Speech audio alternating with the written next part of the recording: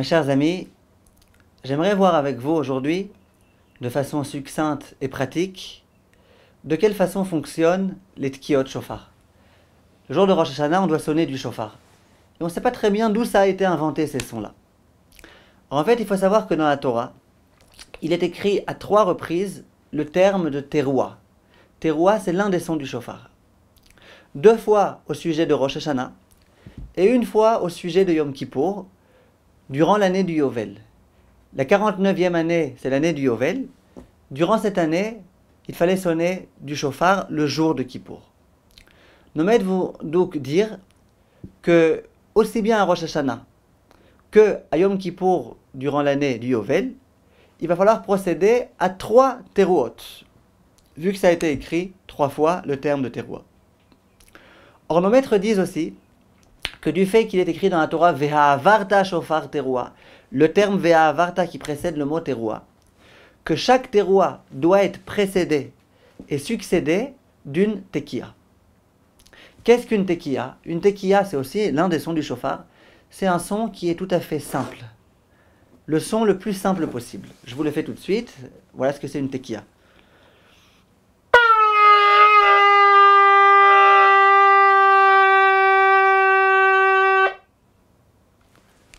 Ça, c'est une tekiya, c'est un son très simple. Donc, avant chaque terouah, il faut qu'il y ait une tekiya. Après chaque terouah, il faut qu'il y ait une tekiya. Donc, si on résume, 3 terouot et 6 tkiyot. La question maintenant qui se pose, c'est qu'est-ce qu'une terouah? Généralement, ce qu'on a l'habitude d'appeler aujourd'hui la trouah, c'est un son qui symbolise le pleur, qui est très saccadé, comme quand une personne pleure. Et le son qu'on appelle aujourd'hui trouah, c'est le suivant. Ça, c'est une terouah. Maintenant, il faut savoir que dans certains endroits, on disait qu'effectivement, c'est ça la terouah. Dans d'autres endroits, on disait pas du tout. Ça, c'est pas une terouah. Qu'est-ce qu'une terouah? Une terouah, c'est aussi un petit peu une forme de pleur. Mais c'est pas les sanglots, etc.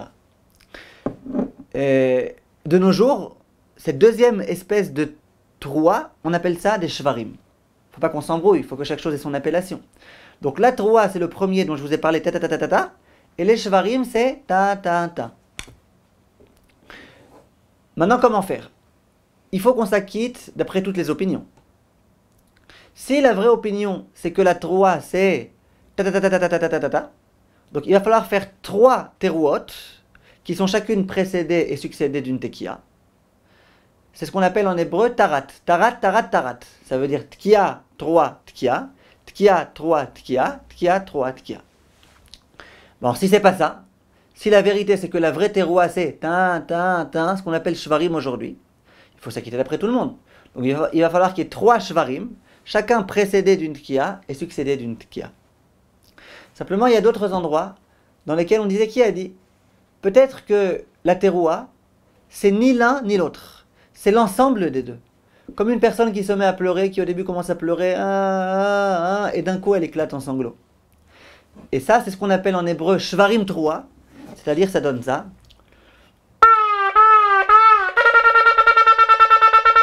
Ça veut dire c'est l'un et après l'autre. En pratique, on veut aussi s'acquitter de cette opinion. Donc qu'est-ce qu'on fait? On fait 3 tashrat, ça veut dire shvarim trouah avec une tkiya entre les deux, donc 3 fois ça. 3 fois ce qu'on appelle shvarim, une avant, une après. Et 3 fois une trouot avec une tkiya avant et une tkiya après. De cette façon-là, on s'est acquitté d'après tout le monde. Donc je résume, on fait 3 fois le son que je vais faire maintenant.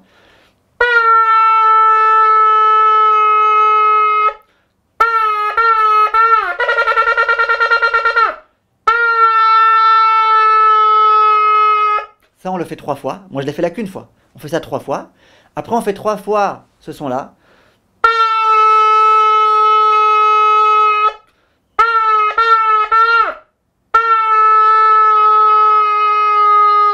Ces 3 fois, on le fait aussi. Je l'ai fait là qu'une fois. Et après, on fait 3 fois ce que je vais faire maintenant.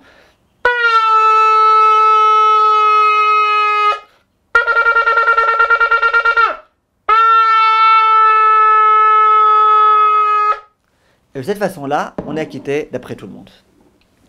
La question qui se pose, mes chers amis, est la suivante. Si on considère que on a un doute, est-ce que la vraie troua c'est ta ta ta ou c'est ta ta ta ta ta ta ta ta? Pourquoi on ne se contenterait pas de faire 3 tashrat? Le son que j'ai fait là, à savoir ta ta ta ta ta ta ta ta ta ta ta, on en fait 3 comme ça, et là on est acquitté d'après toutes les opinions. Pourquoi? C'est la vraie teroua, c'est shvarim plus 3, ta ta ta ta ta ta ta ta. Et bien on l'a fait. On a fait 3 shvarim plus 3 avec une tkia avant, une tkia après. C'est le vrai son de la troua, c'est shvarim. Et bien au moment où on a fait ta ta ta ta, ça y est, on l'a fait. Et après il y aura une troua. Et si on considère que le vrai son c'est tkia, 3 et tkia, et ben on a fait ta, le ta ta ta, ça on peut l'oublier complètement. Et puis à la fin la 3 ta ta ta ta ta ta, ça on l'a. Réponse, c'est que non, là il y a une interruption. Parce que si le vrai son par exemple c'est shvarim, alors il faudrait qu'il y ait tkia, shvarim et tkia. Pas tkia, shvarim, une 3 qui n'a rien à faire ici. Vice versa dans le sens inverse. Si le vrai son c'est que la 3, pourquoi les shvarim en plein milieu ils viennent ici et me dérangent? C'est la raison pour laquelle, pour s'acquitter d'après tout le monde, voilà ce qu'on fait. En pratique, dans le Beth Knesset, au Beth Knesset, on ne se contente pas de ces 30 sons là. Si vous faites bien le calcul, là on a 30 sons, en tout et pour tout. Au Beth Knesset, on ne se contente pas de ces 30 sons. On sonne aussi lors des Tkiyot, lors de Moussaf, lors de la Tfila à voix basse, lors de la Tfila à voix haute. Après on sonne encore un peu pour arriver à 100 sons. Pourquoi 100? Parce qu'on dit que la mère de Yitzhak, Sarah Imenu, au moment où elle a entendu la terrible nouvelle que son fils allait être sacrifié, à ce moment-là, elle a pleuré une centaine de sons.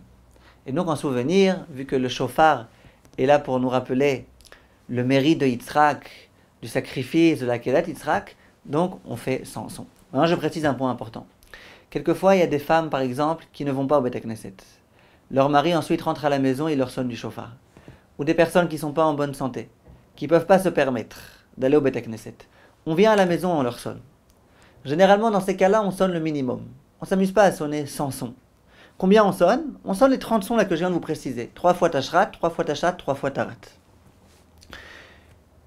Il faut savoir que les décisionnaires écrivent qu'à ce moment-là, c'est bien que cette personne se tienne debout.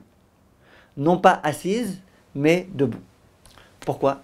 Parce qu'il y a beaucoup de grands décisionnaires qui disent que les sons principaux du shofar, c'est ceux qu'on entend lorsqu'on est debout.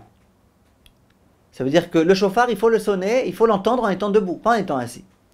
Simplement, pourquoi quand on est au Beth Knesset, on s'assoit au tout début, au moment où on sonne tous ces sons-là? C'est parce qu'étant donné qu'ensuite on va être debout, au moment de la tefila de Moussaf, donc c'est pas la peine de fatiguer tout le public et leur demander de se lever même à ce moment-là. Ils ont le droit de se lever à ce moment-là, mais on les a pas obligés, on les a pas fatigués. Ça c'est dans le cas où ensuite ils entendront les tekiyot lorsqu'ils seront debout.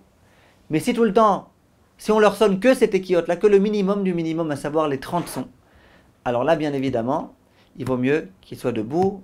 C'est dans ce sens-là que le Radbaz écrit, le Mishnah Brura, le Chafetz Chaim rapporte ses propos, le Rav Ovadia Yosef aussi. Et donc, voilà la façon dont il faut faire. Voilà, Kol Tov et à très bientôt.